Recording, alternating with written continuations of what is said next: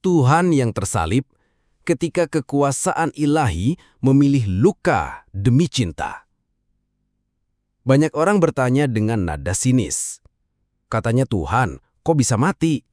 Katanya Maha Kuasa, kok malah disalib? Pertanyaan-pertanyaan ini terasa masuk akal dalam dunia yang mengukur keilahian dengan kekuatan, kemenangan, dan keajaiban.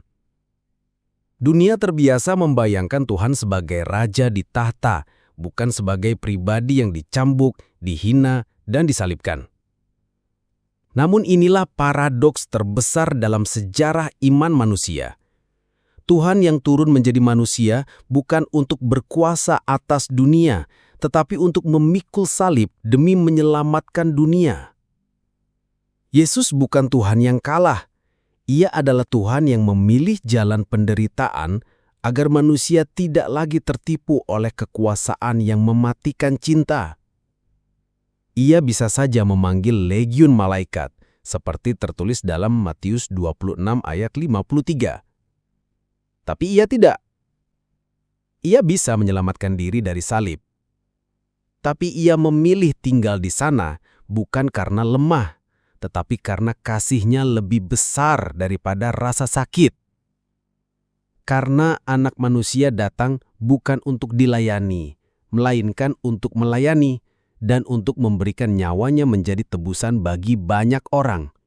Markus 10 ayat 45. Yesus datang bukan untuk pamer kuasa, melainkan untuk mengajar manusia mengenali kasih yang sejati. Dan kasih sejati bukanlah kekebalan terhadap luka, tetapi keberanian untuk tetap mengasihi meski disakiti. Yesus tahu rasanya ditolak. Ia dikejar, dihina, diadili secara tidak adil, disalib di antara penjahat. Mengapa ia tidak menghindari semua itu? Karena manusia tidak bisa diselamatkan hanya lewat kata-kata, tapi lewat teladan hidup. Dan pengampunan sejati hanya lahir dari luka yang memilih untuk mengasihi. Seperti nubuat dalam Yesaya 53. Ia dihina dan dihindari orang, seorang yang penuh penderitaan. Tetapi sesungguhnya penyakit kitalah yang ditanggungnya, dan kesengsaraan kitalah yang dipikulnya. Bagi dunia salib adalah simbol kehinaan, tapi bagi yang melihat dengan mata rohani, salib adalah sekolah kesadaran, universitas kasih. Di salib kita belajar 3 hal agung. 1. Kasih bukan tentang menerima, tetapi memberi. 2. Kemenangan sejati bukan mengalahkan orang lain, tapi mengalahkan ego. Dan 3, hidup bukan untuk menuntut diselamatkan, tapi belajar menjadi terang dan garam dunia.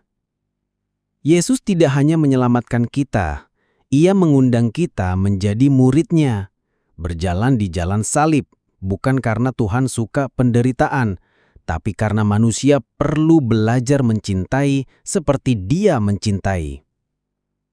Yesus tidak hanya mati untuk menebus dosa, Ia mati agar kita mengalami metanoia, perubahan pikiran dan hati, dari manusia egois menjadi manusia ilahi. Ia tidak menderita supaya kita terharu. Ia menderita agar kita belajar mencintai dengan cara baru.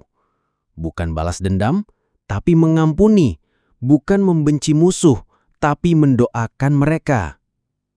Dan dari kayu salib terdengar suara yang mengguncangkan hati.